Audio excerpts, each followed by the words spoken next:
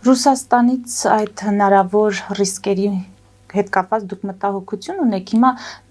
ինչ եք կարծում, ռեսուրս ունեն։ Մենք տեսնում ենք, որ այս իրադարձությունների ֆոնին դրանից առաջ իհարկե սպառնալից հիշեցումներ եղան Լավրովի մակարդակով, բայց դրան հետևեցին արդեն Գալուզինի, Կոպիրկինի մակարդակով կառուցողական հայտարարություններ, մասնավորապես, որ իրենք պատրաստ են քննարկել Թրիփին իրենց մասնակցությունը, ինչ կարող եք ասել, այսինքն նրանք ռեսուրս ունեն այս պահին։ Մենք գիտենք, որ փափուկ ուժով են փորձելու հանրային տրամադրությունները փոխել, նրանք ամեն դեպքում առերեսվել են այդ տրամադրությունների հետ, գումարներ են հատկացնելու, որպեսզի իրենց ազդեցության գոտիներում տրամադրություն փոխեն։ Առաջին այսքից տրամագծորեն տարբեր բաներ գուցե կասեմ։ Դրանք են զուգահեռներն են, որոնք հատվում են։ Թեև գիտենք, որ սովորական մաթեմատիկայում չեն հատվում, բայց կա տեսություն, որտեղ հատվում են։ Ռուսաստանն այո, ռեսուրսներ չունի այնքան, որ իրեն պահի այնպես, ինչպես որ պահում էր, ասենք 2010 թվականին, 17 թվականին, 19 թվականին կամ 24 թվականին, իհարկե Ռուսաստանի ռեսուրսները քիչ են, բայց մյուս կողմից մենք իմանանք, մենք մեծ չափերով էլ կարողանանք դատել, որ ուխտն ինչքան ընկնի, կաշին միշաբեր կլինի։ Դարձյալ պատմության տրամաբանությունը մեզ հուշում է, որ 1920 թվականին, երբ Ռուսաստանը մխրճված էր քաղաքացիական պատերազմի մեջ,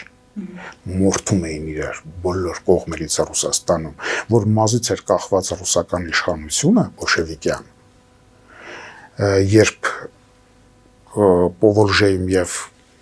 Ուկրաինայի լայնատարած տարածքներում սովամահ էին լինում միլիոնավոր մարդիկ, Ռուսաստանը կարողացավ իրենը դարձնել, դարձյալ իրեն վերակցել ու վերացնել անկախությունները Ադրբեջանի, այնուհետև Հայաստանի, այնուհետև Վրաստանի։ Այսինքն հենց չասենք, էլի սև ու սպիտակով չդատենք, էլի բազմերանգ է։ Խնդիրն էլ մեկ անհայտով խնդիր չէ, որ երկրորդ դասարանում մի հատ X-ով խնդիր են լուծում երեխեքը։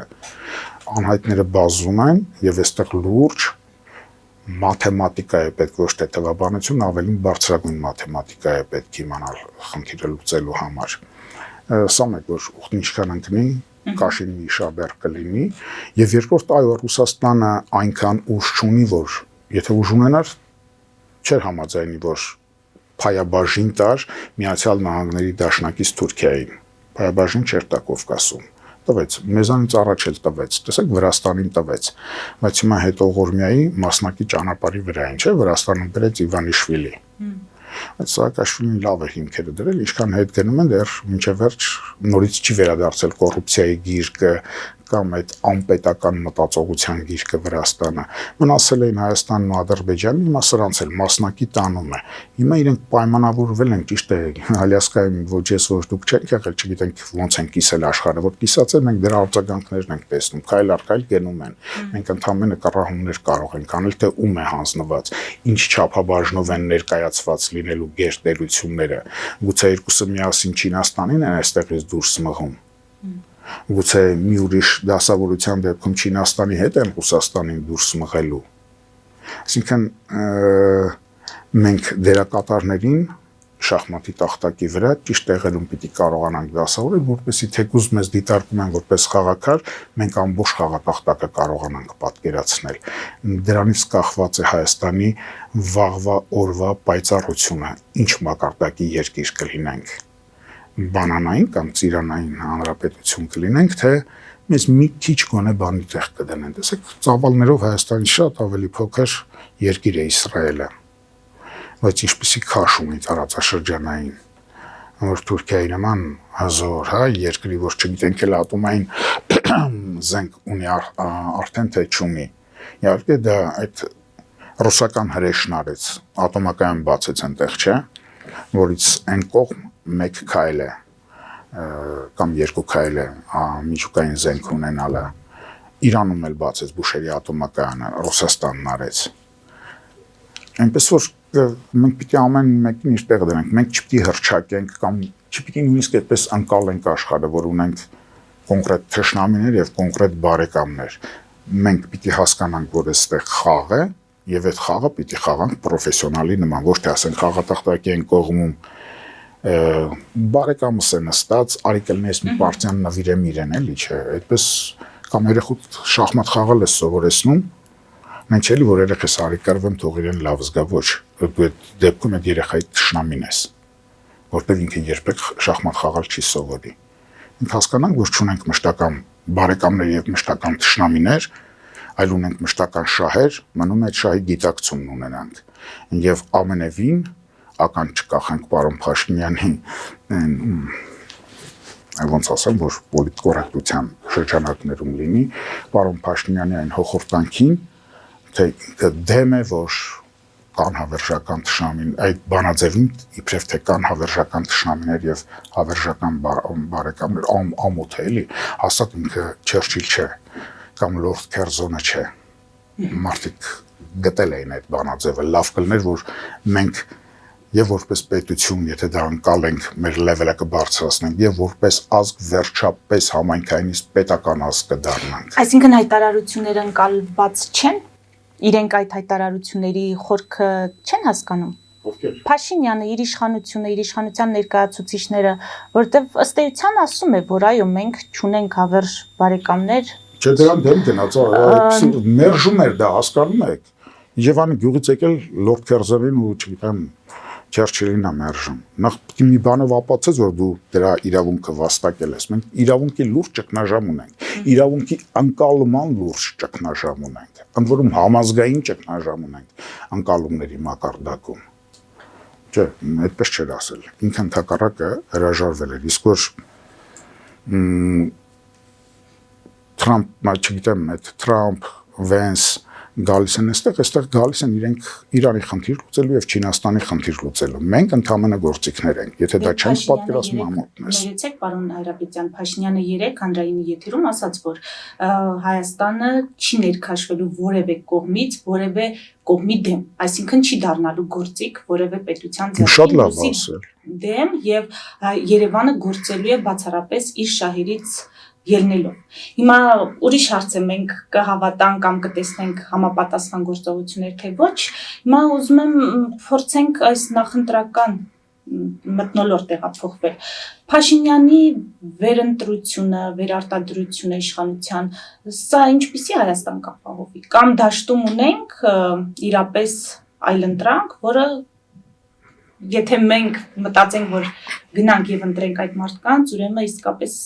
կկարողանանք Հայաստանի շահերից բխող իշխանություն ունենալ հետագայում։ Նախ ասեմ, որ ապրի պարոն Փաշինյանը, որ այդպես է ասել, չեմ հետևել, բայց Վենսի հետ ասուլիսին հետևել եմ եւ ասացի կրկնեմ անխոցելի խոսքեր իր խոսքը։ Ի տարբերություն Վենսի ընդունելության Հայաստանում մետաղարողակարգային բաների, որ մենք խորը գեղի տպավորություն թողեցինք, եթե մենք Ադրբեջանի ընդունելությանն ենք հետևում։ Հա։ Հիմա այդ անդրադարձը ներքին բնականաբար Վենսն եկել էր, ասաց, քանի անգամ վարչապետին շնորհակալություն հայտնեց։ Այսինքն վարչապետը հիմա ինքը ինքնուրույն անձ է, թե ներկայացնում է հայ ժողովրդին։ Եթե հայ ժողովրդին, ուրեմն պետք է հայ ժողովրդին շնորհակալություն ասել, սա հայ ժողովրդի է։ Այսինքն եկել էր քարոզարշավ էր անում, բայց այս քարոզարշավ անելու համար հենց ինքն էր ճղճղոցը դրել Վենսը Թրամփի հետ միասին, թե Զելենսկին գնաց Բայդենին էր այնտեղ Բայդենի քարոզարշավ էր անում Միացյալ Նահանգներում, երբ որ գնաց այդ ռազմական գործարան բան, ոնց ասում են, ինչ իրավունք ունեք մտցնելու։ Մենք Էլիսև ու Սպիտակի մեջ չմտնենք, էլի, սրանք բազմաթել հանգույցներ են։ Մենք չի որ ցարի բոգն են, հա, Թրամփը կամ Վենսը։ Տեսեք հայտարարություններ արել չէ՞ մեր ցեղասպանության հետ կապված։ Ընդ որում Միացյալ Նահանգների Սենատ, չգիտեմ, նախորդ նախագահը Բայդենը, հա, այդ բառն արտաբերել էին։ Բայց անմիջապես հանեց։ Բա որ տենց հանող էր, բայց տղա էր Զելենսկու վրա էր ուժը պատում, նեղմնկած պետության, որ արնակամ լինելով սեփական պետականությունն է պաշտպանում միջազգային հրեշ Պուտինից։ Բա չհաներ, բա Թուրքիան մի հատ փղկարեց վախեցար, այսինքն տեսեք իրենք շահերով են առաջնորդվում, իրենց ինքնասիրության, նույնիսկ անձնական ինքնասիրության, թեկուզ բոլորն էլ նենց մանավանդ Թրամփի պարագայում ասել է շիզոֆրենիայի մակարդակի, չէ, մերոնք էլ թող Սպարտակիադայի մեդալ տան բանանեն, հա, Թրամփին շատ ուրախանում է այդպիսի զիզի բաներով։ Տեսեք, բայց սա էլ է փոխնախագահն էլ, որը իդեպ շատ դուրս գալիս է մանավանդ Եվրոպայի մի խոսքը։ Ես շատ ուշադիր լսել եմ նույնիսկ 2 անգամ, երբ որ Եվրոպացիների առաջ, ես տարի առաջ էր, որ ելույթ ունեցավ։ Ասի վերջապես ծնվեց Ամերիկայում, էլ եկավ առաջին իդեալիստ պրագմատիկը։ Բայց չէ, ասում եմ, ես առաջինն եմ, ես առաջինի ֆենոմենը կա, որ է Թրամփի ճանապարհով ես անցա առաջինը։ Գնացի Բաքվում էր ասել, չէ՞ դա։ Այսինքն մենք պիտի եւ անձնական կոնստրուկցիան դրանց փսիխոգրամաները հաշվի առնենք, բայց չպիտի բացարձակացնենք, որովհետեւ մյուս կողմից էլ կան պետական բաները, շահերը։ Պետական շահերը հաշվի առնելով Թրամփը, ասում եմ, Կիմ Ըրսն, թե ինչ է դրան, հա, Կիմ Չենին, հա, դրա թքածը երեսին ասեց անձրև է, դրանից հետո գնաց այդ հանդիպում ունեցավ։ Հանուն իր պետության, բա որ այդքան մեծամիտ ինքնասեր է իր բաները Զելենսկու վրա ուժը պատում էր։ Այսինքն մենք այս հանգույցները իսկ Փաշինյանի էլի շրջանակներ կան, ահազանգում են, ասում են Փաշինյանի իշխանությունը, եթե 2026 թվականի հունիսի 7-ից հետո շարունակվեց, Հայաստանը կործանվելու է։ Ուրեմն այդ եղերամայրերի, որ նախաքրիստոնեական Հայաստանում կար, այդ ինստիտուտը շատ վատ ինստիտուտ է, եկե բայղոշություն անեն էլի։ Փաշինյան չէ, սուպեր Փաշինյան լինի կամ անտի Փաշինյան լինի, Հայաստանը չի կործանվելու։ Եթե չի կործանվելու, եթե այնտեղ պայմանավորվածություններ չկան։ Իսկ մենք բոլոր նշաններից տեսնում ենք, որ այդպիսի պայմանավորվածություններ չկան։ Իհարկե, Փաշինյանի ժամանակ գուցե մի քիչ ավելի վատ կլինի կամ մի քիչ ավելի լավ կլինի, եթե հանկարծ ուրիշ ինչ-որ մեկը գա, իսկ ինքը գալու է։ Ասեք, բերեց այդ մարդիկ էլ Փաշինյանի քարոզարշավ էր անում, ոնց որ ասցի Զելենսկին գնացել Բայդենի քարոզարշավ էր անում։ Իսկ նման բաները չեն ներմում։ Եթե այնտեղ համընկնումներ չկան ռուսական եւ Միացյալ Նահանգների շահերի, եթե համընկնումներ կան, Փաշինյանը կրած է, խնդրեմ չունի։ Իսկ եթե չկան, դրանցից որևէ մեկը կպատժի, ցանկացած ինչ-որ մեկի ձեռքով կպատժի նրան, իշխանությունից կհեռացնի։ Բայց ինչպես տեսնում եմ, չէ, մինչև 28 թվականը ոչ հաջորդ ընտրությունները, որոնք Փաշինյանը լինելու է Հայաստանի ղեկավարը։ Որտեվ եւ Պուտինն է գոնե այսօրվա դրությամբ այդ գծի վրա, որովհետեւ դեռ հավակնություններ ունի, շանսեր ունի, որ այդ ճանապարհում ինքը իր փայաբաժինը կունենա իրեն մինչև վերջ տարածաշրջանից դուրս չնետի, հույսեր ունի եւ կփորձի աշխատեցնել եւ դա է ողջամտությունը եւ ամերիկյան վարչակազմը երկրորդ մարդը եկավ ասաց այդ Վենսի խոսքի մեջ կարծեմ թե դրա թարգմանության հետ կապված վիճաբանություն չեղավ, չէ, ամենակարևոր պահը այդ քրիստոնեության մասին երբ որ խոսում էր ինքը իդեպ Թրամփի նախընտրականում էլ դա կար որ գալիս են վարավելքի ճնշված քրիստոնյա ժողովուրդներին այնտեղ մի հատ շատ լուրջ ներողություն, շատ լուրջ մարդ կա այդ վարչակազմում, դրանց արտգործնախարարը, պետքարտուղարը Ռուբիո, եթե չեմ սխալվում, հա, հիշում եք, որ ճակատին նույնիսկ սև խաշն արած կաթոլիկական այդ մղումով քրիստոնեական, այսինքն արժեքների վրա հենված պետություն է, բայց այդ արժեքները երբեք չեն խոչընդոտում, որպես իրենց պետական շահը երբ որ սեղանին դրված է լինում, այդ արժեքների եզրերով քայլեն։ Հիմա մենք պիտի հասկանանք ինչ խորությամբ են քայլում սրանք, ամերիկացիք որ գալիս են։ Թող լապշա չկախեն մեր ականջներից, թե եկավ Հայաստանը փրկված է։ Եվ մյուսներն էլ, չգիտեմ, հենց բայղուշություն չանեն, թե վայ աման, հեսա մենք պատժվելու ենք, Հայաստանը չի լինելու։ Հայաստանը լինելու է։ Իսկ այդ լինելությունը իրոք ոչ Պուտինից, ոչ Թրամփից, ոչ հետ Թրամփներից է կախված լինելու, այլ մեզանից, բացառապես մեզանից, մենք որքան հոգեղոր կարծրություն ունենք, ամրություն ունենք, որոնք են կարևոր արժեքները, որոնցից ոչ մի քայլ հետ չենք գնում։ Ինչպես շքեղ գրող ունենք,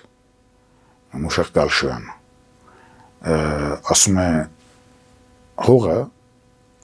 մարդու ազգակիցն է, արյունակիցն է, նա կսպասե ու կսպասե, հողի կորուստ, անդարձ կորուստ չէ, լավ,